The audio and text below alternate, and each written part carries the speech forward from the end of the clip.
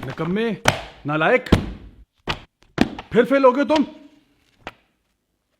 हाय, ये मैंने दिन क्यों देखा जब तू पैदा हुआ था।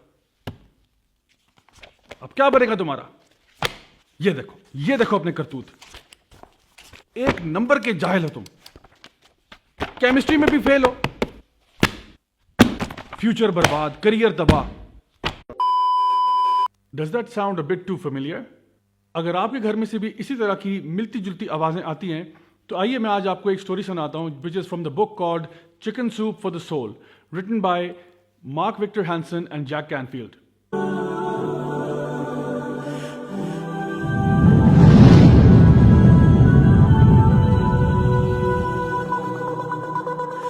इस किताब में एक स्टोरी मेंशन करते हैं जिसमें जंगल के कुछ जानवर मिलकर ये फैसला करते हैं कि भाई हमें इंसानों से कुछ सीखना चाहिए, और हमारे ख्याल के मुताबिक इंसानों की तरक्की की सबसे बड़ी वजह इंसानों का स्कूलिंग सिस्टम है।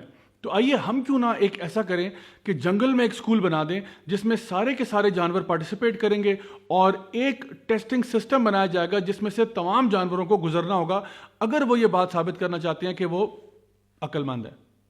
तो जनाब उन्होंने 4 सब्जेक्ट्स को सिलेक्ट किया जिसमें स्विमिंग, रनिंग, क्लाइंबिंग और फ्लाइंग का इम्तिहान होगा।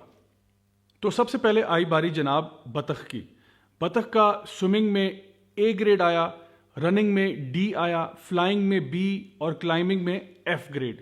क्लाइंबिंग में F लेने के बाद बेचारी बतख बहुत डिसहार्ट हुई कि मुझे तो भाई दरख्त पे चढ़ना आता नहीं, और उसको भी बहुत कोसा गया, बहुत टोका गया। उसके माँ बाप ने उसको बहुत डांटा कि भाई तुम तो बहुत ही निकम्मी और नालायक हो। इसके बाद जनाब बारी आई मियाँ खरगोश की। खरगोश का जी रनिंग में तो A ग्रेड आया, लेकिन स्विमिंग में F, फ्लाइंग में F और क्लाइंबिंग में भी F।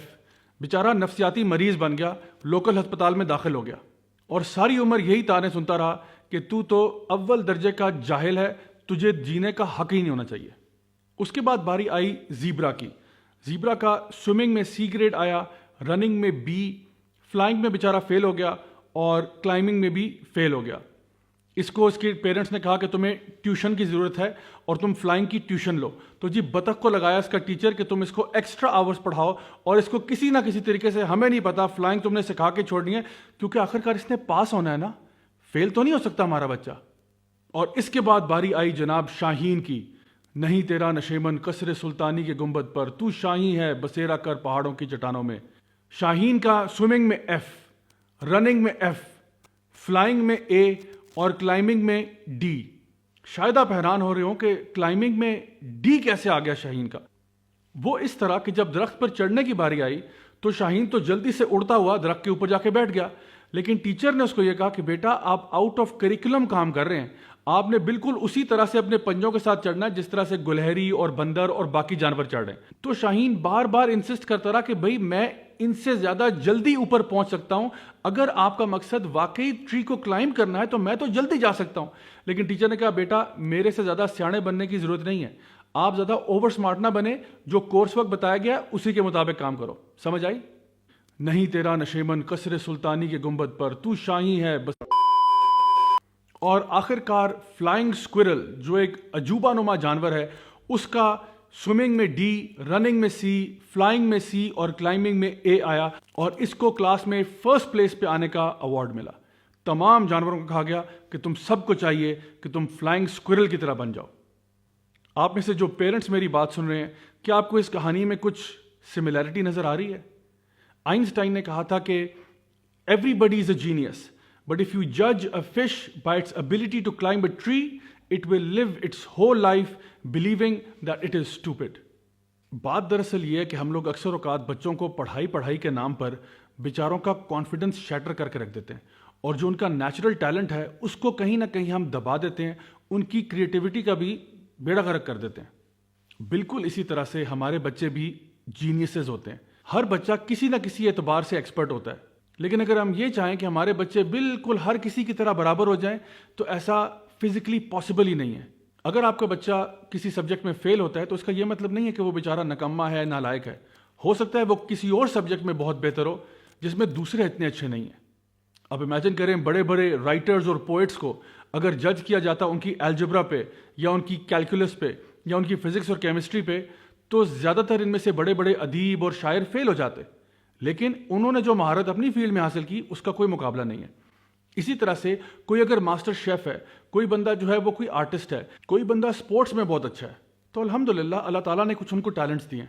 میں پیرنٹس کو یہ بات یاد دلانا چاہوں گا کہ نبی کریم صلی اللہ علیہ وسلم کے دور میں جو ان کے صحابہ تھے وہ سب کے سب بہت ڈفرینٹ تھے. سیدنا ابو ہریرہ رضی اللہ عنہ جتنی احادیث انہوں نے کلیکٹ کی اور کسی نے نہیں کی, ان کا مقابلہ اگر آپ خالد بن ولید رضی اللہ عنہ سے کرنا چاہیں گے تو خالد بن ولید سے تو ایک حدیث بھی نہیں آ رہی.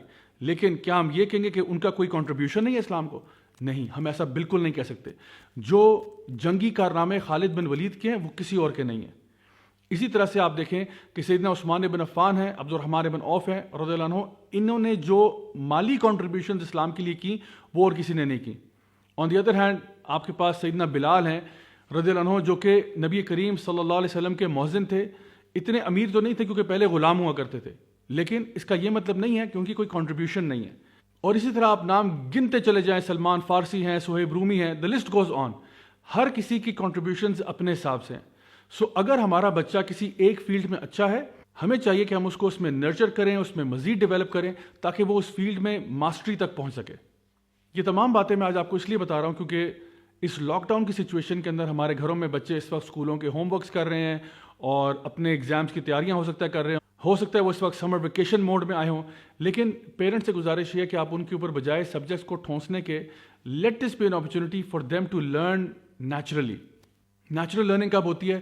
جب پیرنٹس بچوں کے ساتھ انوالو ہوتے ہیں, ان کے ساتھ ڈفرینٹ ایکسپیرینسز کو شیئر کرتے ہیں اور ان کو کانفیڈنس دیتے ہیں. بچوں کو کانفیڈنس کب ملتا ہے؟ جب آپ ان کو ایڈلٹس کی طرح ٹریٹ کرتے ہیں. تو take this opportunity to get your kids involved in social work, helping each other out, گھر کے اندر کام کرنے میں ان سے ہیلپ کروائیں. امریکہ میں ایک آرگنائزیشن ہے P21 کے نام سے, partnership for 21st century learning.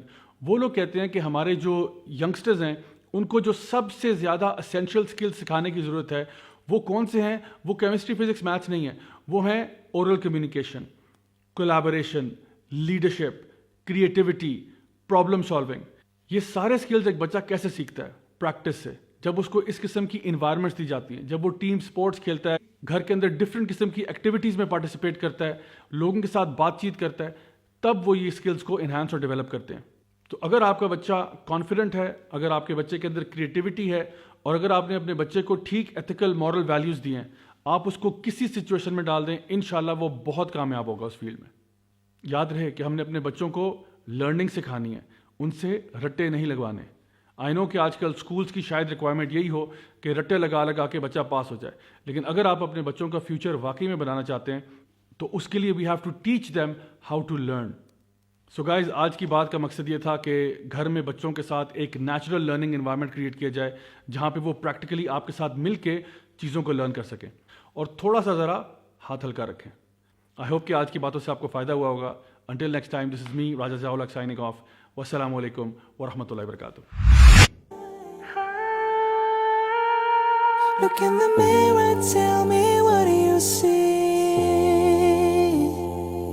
Don't be blind, tell me now what do you see?